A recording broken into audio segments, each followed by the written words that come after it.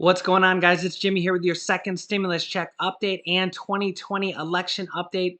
Today is election day, and this year has really been transformed by the mail-in vote. We had 10 times more mail-in votes this year than any other previous year, obviously because of the pandemic and people not wanting to wait in long lines, even though we've seen record long lines across the country, even for early in-person voting.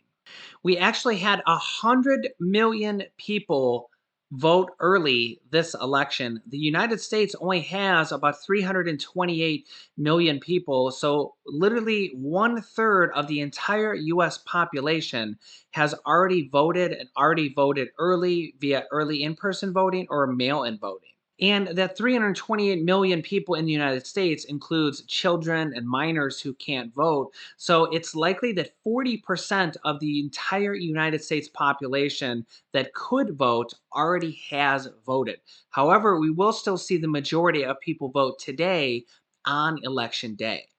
The final polling for the presidential race had Joe Biden leading by 6.5%. He was down to as low as 6% just a few days ago and has kind of been holding strong around the 6 to 7% mark. This is down significantly where he was up by 14% just a few weeks ago. So President Donald Trump has gained a lot of ground over the last few weeks. A lot of it is going to come down to the battleground states, of which you can see on this final election prediction polling results here that Joe Biden was predicted to get 290 electoral votes to President Donald Trump's 163. But a lot of it is going to be decided by these middle states, these brown states, light pink and light blue states. And as we know, this was pretty much the exact same situation back in 2016 with Hillary Clinton. Hillary Clinton did win the popular vote by 3 million votes,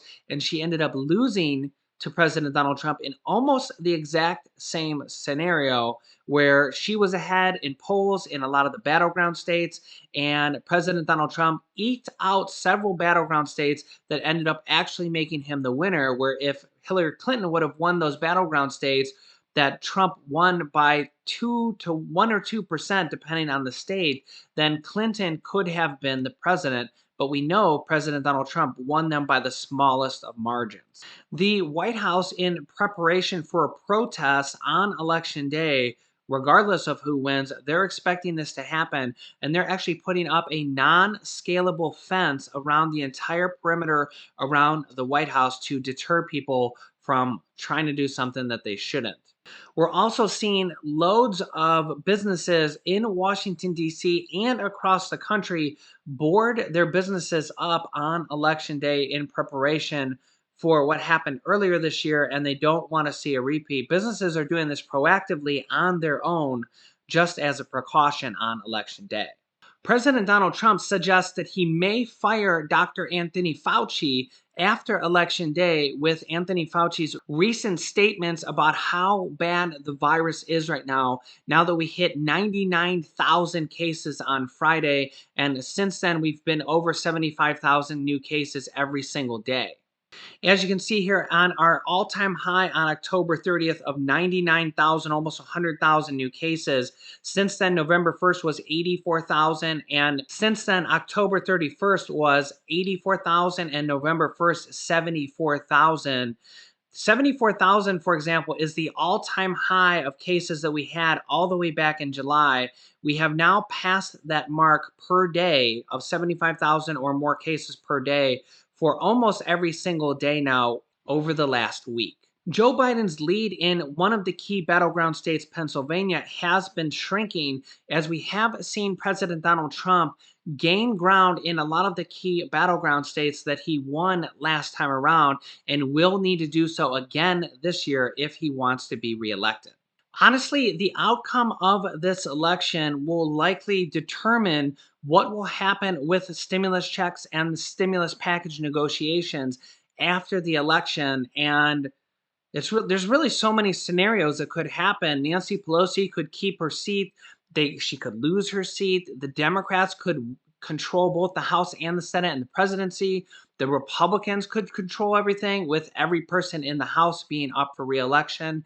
And honestly, I think after the election, a lot of the political games and the political agendas could go away because they won't have to worry about the president being up for reelection and people trying to politically posture before the election. A lot of that stuff will be gone. Nancy Pelosi has said multiple times that she didn't want a stimulus check to go out before the election with Trump's name on it because she didn't want him to be reelected. So now, hopefully, that will all be over after the election.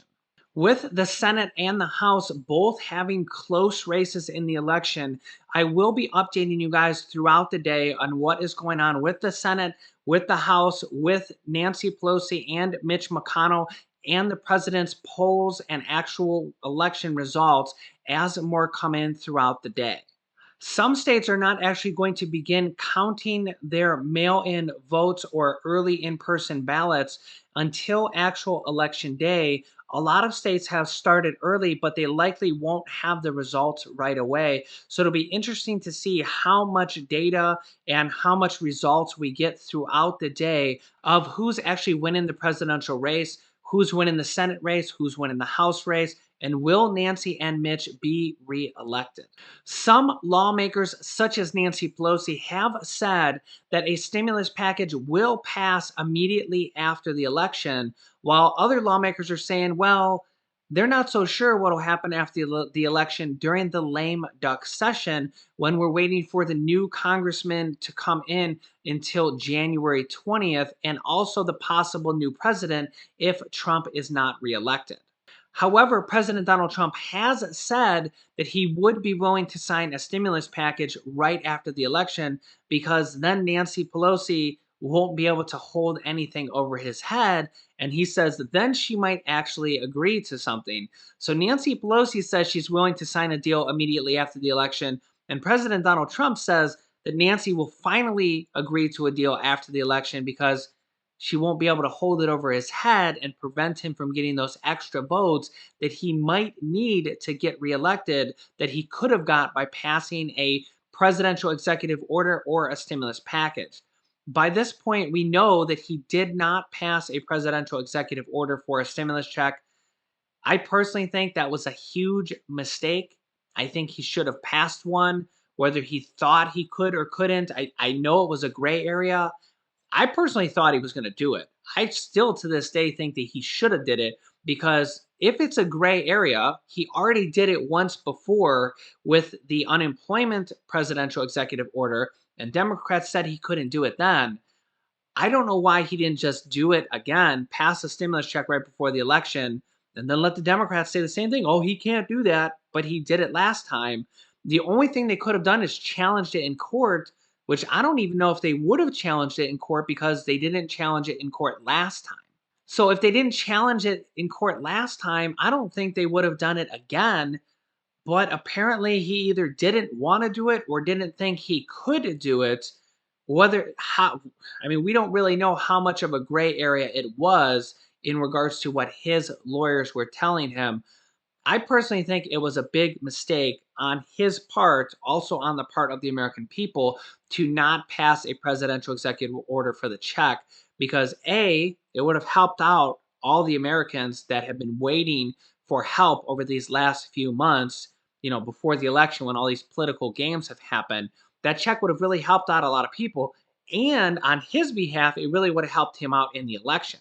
Analysts said that he would have gained millions more votes if he would have passed a stimulus check through a presidential executive order before the election. And, well, we know at this point he didn't do it. The question is why. The only thing I can think of is that his lawyers told him that the gray area was too much and that he just couldn't physically do it.